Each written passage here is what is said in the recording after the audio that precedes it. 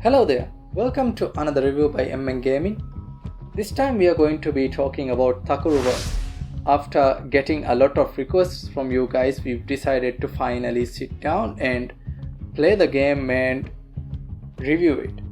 So Thakuru Wars is developed by ourselves, and this game was launched in 2020 for mobile devices. This is probably the biggest game by a Moldavian developer, so it is quite an important game in this regard as well. And after spending some time back in development, this game was re-released in November 2021 with some bug fixes and some major updates.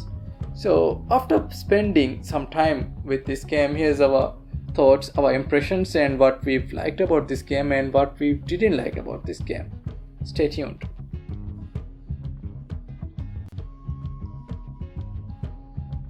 Thakuru Wars is a MOBA game, and like many other MOBA games, it has its own character classes. There's the assault character, there's the tank, there's the mage, ranger, and healer. Or in this case, there's Thakuru, who's the assault character, Bode, who's the tank, Amina the mage, Fatima, who's the ranger, and Bakuru, the healer. What's interesting about these characters is that these characters are very much inspired from the Moldavian culture. For instance, Thakuru would be using his Iloshifati as his primary weapon, and Fatima would be using her slippers as her arrows. For most part, these characters are quite fun to play with, and some characters are a bit overpowered than the other characters, but I hope this issue gets addressed and fixed in the later updates. Thakuru is very fun to play with. You can just jump into the game and just swing around and have a good time with Thakuru, but Bode not so much. Bode is quite heavy and his moves just take up too much time, and Bode, being the tank, should have more defense compared to the other characters, but unfortunately Bakuru, who's the healer, has more defense than the tank, and Bakuru is the most overpowered character in the game, I would say. Him being the healer can just keep spamming heal and using his massive AoE to damage everyone around him. And when it comes to Fatima, she's alright, but some of her attacks doesn't really land well, and her arrows can have a tough time catching the enemies. And Amina just runs out of stamina too soon, I think. So these are just some issues that can be addressed with the future updates, but for the most part the characters are fun to play with. And currently there are two playable modes in Thakuru Wars, which is the free for all and team death battle, and no matter what mode you're choosing to go into, most of the time you would be squared off against bots, and these bots are mechanically speaking quite alright. They can track you down, they can deal damage to you, and they can even kill you.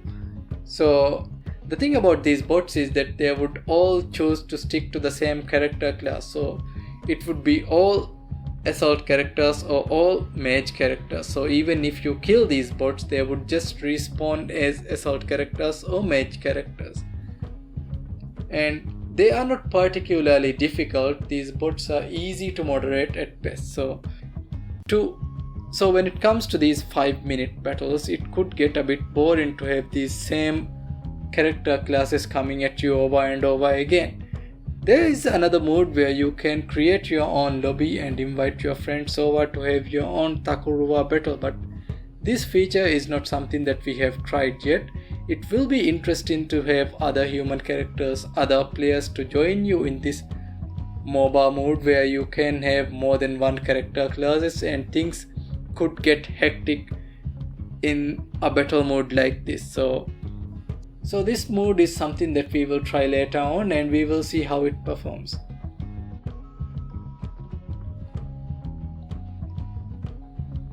When it comes to Thakuru Wars, the characters and the game feel very much inspired from the Moldavian folklore and the Moldavian culture. Even the collectibles, the items, and the different kind of cosmetic items available in the game somehow reflect on the Moldavian culture in some way. And in order to purchase these cosmetic items, you would have to use the in-game currency. And there are actually 3 different types of in-game currency available. There is the Boli, there is the Kashi, and then there is the Ru.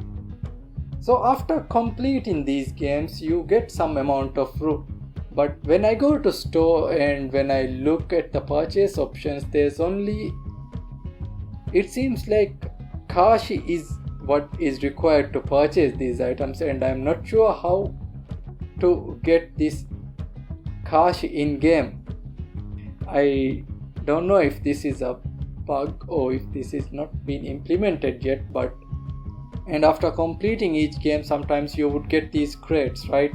And after opening these crates, you would sometimes get weapons and these different kind of cosmetic items.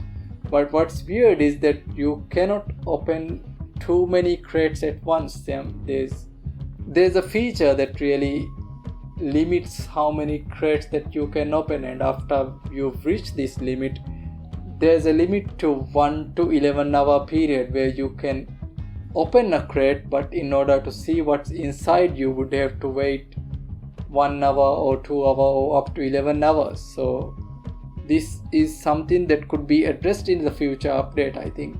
And it's not clear how you would obtain these different in-game currencies now. Maybe this is something that can be implemented in a future update as well. Compared to the content that is playable in Thakuru Wars right now, it feels like there's just a bit too much focus on the cosmetic side, where there's just too much crate, there's too much collectibles, and it doesn't seem like these collectibles are easily achievable yet, because there's really no way of knowing how to get the remaining 2 in-game currencies, the Boli and the Kashi, which is what is required to spend in order to buy these different cosmetics and these character upgrades.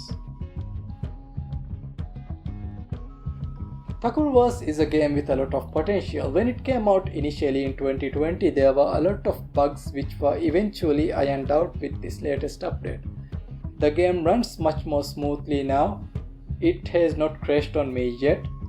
The AI is mechanically good, and I feel like going forward with more feature updates like inclusion of more game modes like Capture the Flag, Stronghold, it would make the game more accessible to a lot of Maldivian players, especially because these different character classes with their different Maldivian folklore inspiration would make this game very, very enjoyable to a lot of Maldivians.